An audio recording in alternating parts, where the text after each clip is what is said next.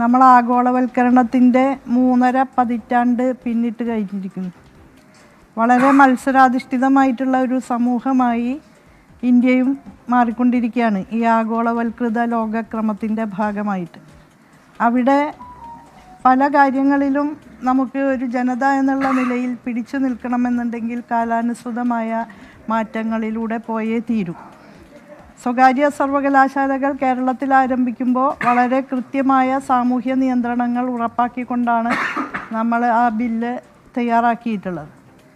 ഗവൺമെൻറ്റിൻ്റെയും മറ്റ് പൊതു സംവിധാനങ്ങളുടെയും കൃത്യമായ ജാഗ്രതയും ഇടപെടലും അതുപോലെ റെഗുലേഷൻ എല്ലാം ഉറപ്പാക്കുന്ന രീതിയിലാണ് ഈ ബില്ലിൻ്റെ ഉള്ളടക്കം വരിക എന്നുള്ളത് കൊണ്ട് തന്നെ മറ്റ് സംസ്ഥാനങ്ങളിൽ നിന്ന് വ്യത്യസ്തമായി കുറേ കൂടെ സാമൂഹ്യ നിയന്ത്രണമുള്ള സംവിധാനമായി തന്നെയാണ് കേരളത്തിലെ സ്വകാര്യ സർവകലാശാലകൾ പ്രവർത്തിക്കുക.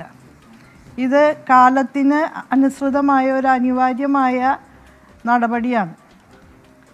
അതിൽ നമുക്ക് ഇനിയും മാറി നിൽക്കാൻ കഴിയാത്ത അവസ്ഥയാണ് ഇന്നത്തെ ദേശീയ സാഹചര്യങ്ങളിൽ ഉള്ളത് എന്ന് കണ്ടുകൊണ്ട് തന്നെയാണ് കേരളത്തിലെ ഉന്നത വിദ്യാഭ്യാസ മേഖലയുടെ മാറ്റത്തിനും മുന്നേറ്റത്തിനും അനിവാര്യമായ ഒരുപാട് പരിഷ്കാരങ്ങൾ നടപ്പാക്കിക്കൊണ്ടിരിക്കുന്ന ഈ സന്ദർഭത്തിൽ സ്വകാര്യ സർവകലാശാലകളുമായി ബന്ധപ്പെട്ടും വളരെ നിർണായകമായ തീരുമാനം ക്യാബിനറ്റ് കൈക്കൊണ്ടിട്ടുള്ളത്. ഈ സ്വകാര്യ സർവകലാശാല ബില്ലിനോടൊപ്പം തന്നെ നിലവിലുള്ള സർവകലാശാല നിയമങ്ങളെ കാലാനുസൃതമായിട്ട് പരിഷ്കരിക്കുന്നതിനുള്ള മറ്റൊരു ബില്ലും ക്യാബിനറ്റ് ഇന്നലെ അംഗീകരിക്കുകയുണ്ടായി. അതിനെക്കുറിച്ച് മാധ്യമങ്ങളിലൊന്നും കാണുകയുണ്ടായില്ല. നമ്മുടെ പൊതു സർവകലാശാലകളെ വലിയ രീതിയിൽ ഊർജം പകരാവുന്ന വിധത്തിൽ മാറ്റങ്ങളിലേക്ക് നയിക്കാൻ സാധിക്കുന്ന വിധത്തിലുള്ള ക്രമീകരണങ്ങളാണ് അതുമായി ബന്ധപ്പെട്ട് ഉണ്ടായി വരിക. അപ്പോൾ അതുകൂടി നമുക്ക് ഏറെ പ്രസക്തിയോടെ കാണേണ്ടുന്ന കാര്യമാണ് എന്നാണ് എനിക്ക് പറയാനുള്ളത്. എതിർപ്പെന്ന് പറയാൻ പറ്റില്ല. ഓരോ പാർട്ടികൾക്കും അവരവരുടേതായ അഭിപ്രായങ്ങൾ ഉണ്ടാവുമല്ലോ.